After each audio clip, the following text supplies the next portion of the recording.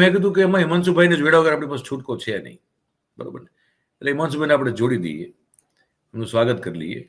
હિમાંશુભાઈ, આપણે આંકડાઓ અને આ આંકડા ઉપરનો તમારો ટેક. નમસ્કાર ધ ગુજરાત રિપોર્ટના દર્શકોને, જે કોઈ આ કાર્યક્રમ જોઈ રહ્યું છે, જીવંત બનાવી રહ્યું છે.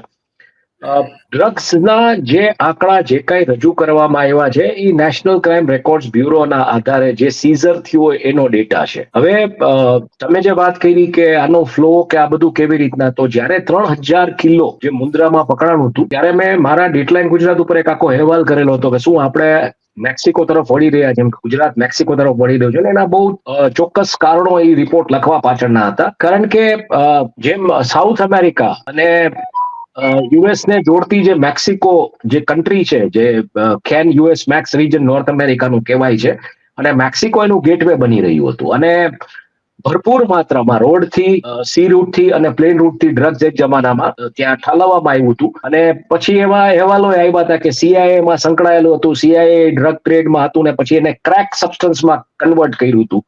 એ નાર્કો ટ્રેલ આખી જે રીતના પકડાણી હતી એનું ફંડિંગ પછી થતું હતું ત્યાં આગળ આપણે જે કોમ્યુનિસ્ટ નેશન્સ જે હતા, જે કોઈ સાઉથ અમેરિકામાં, એની સામે લડવા માટે જે કેપિટલિઝમની સરકારો હતી એ આખું આ કરાવી રહી હતી.